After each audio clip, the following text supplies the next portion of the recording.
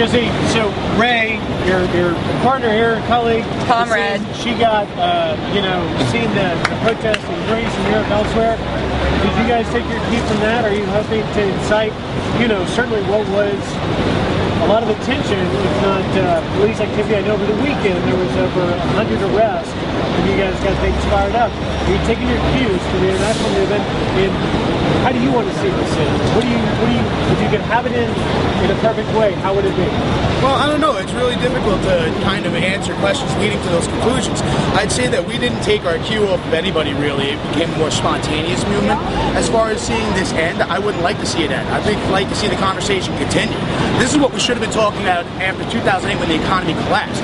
We basically patched a hole on the tire and said, yeah, let the car keep rolling.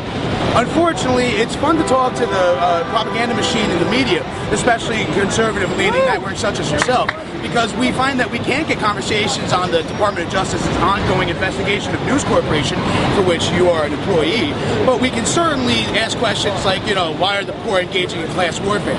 Now, after 30 years of having our living standards decrease while the wealthiest 1% have had it better than ever, I think it's time for maybe, some participation in our democracy that isn't funded by news cameras and gentlemen such as yourself. Okay, but let me give you this challenge, Jesse. Sure. We're here giving you an opportunity on the record with credit and ancestry to put any message you want out there, give you fair coverage, and I'm not going to in any way be biased about it. So there is an exception to the case because you wouldn't be able to get your message out without us, yes? No, certainly. I mean, take for instance when Glenn Beck was doing his protest and he called the president a person who hates white people and white culture. That was a low moment in Americans' history, and you guys kind of had a big part in it. So I'm glad to see you coming around and kind of paying attention what the other 99% of Americans are paying attention to, as opposed to the far-right fringe who would love to just destroy the middle class entirely. All right, fair enough.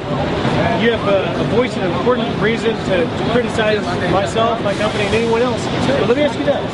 In fairness, does this administration, or President Obama, have any criticism as to the financial situation the country's in now? I think myself, as well as many other people, would like to see a little bit more economic justice or social justice, Jesus stuff, as far as feeding the poor, health care for the sick.